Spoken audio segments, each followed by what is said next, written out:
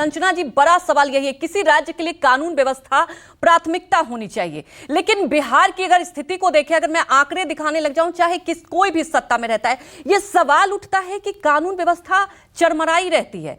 एक पूर्व मंत्री के पिता की निर्मम हत्या हो जाती है बिहार राज्य में।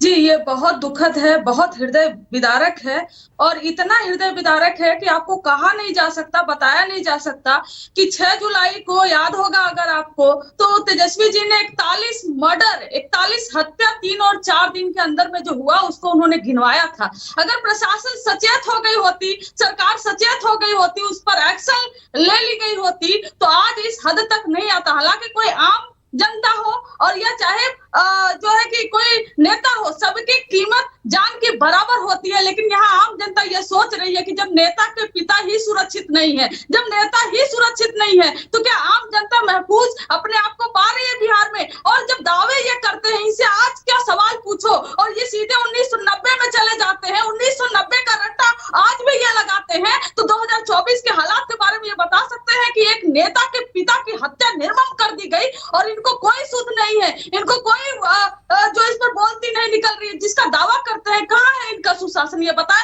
आज पूरी तरह से सिर्फ ये अपनी सरकार को सुरक्षित करने के चक्कर में बिहार की सुरक्षा व्यवस्था को बिल्कुल कंचना जी कई सवाल उठा रही हैं, तो वह दावे के साथ कह सकते नहीं कह सकते।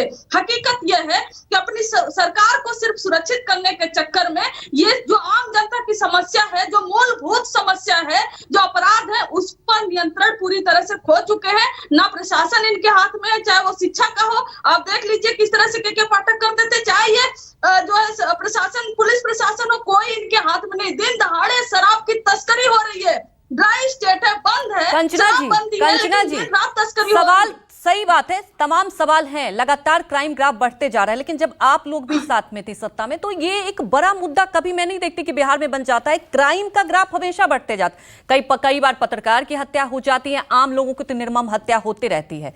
तो कई सारे ऐसे सवाल हैं। वहीं सौरभ, आपका रुख करेंगे। सौरभ, आप रिएक्शन ले रहे थे तो नीरज जी ने कहा ठीक है, अपराधियों पर तो लगाम लगाया जा रहा है, लेकिन सवाल बहुत बड़ा ये उठता है कि आखिर अपराधियों के हौसले कितने बुलंद है। सौरभ, आपको याद होगा जब सत्ता में आए थे नीतीश कुमार, सबसे पहले यही प्राथमिकता थी, इस बार भी यही प्राथमिकता थी, लेकिन वो धरातल पर दिखाई नहीं देती।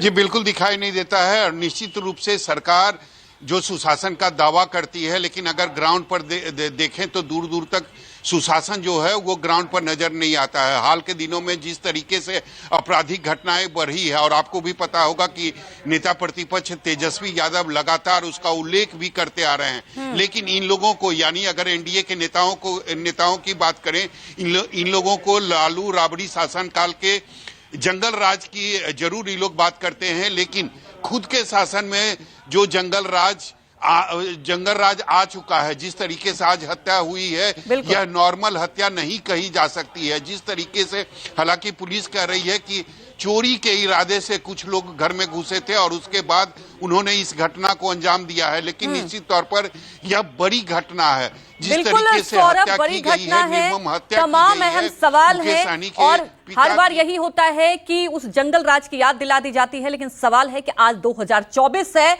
और अब भी बिहार में वैसे ही निर्मम हत्या हो रही है, कानून व्यवस्था चरमराई हुई है। हमारे साथ जुड़ने के लिए आपका शुक्रिया कंचना जी, आपका भी शुक्रिया। और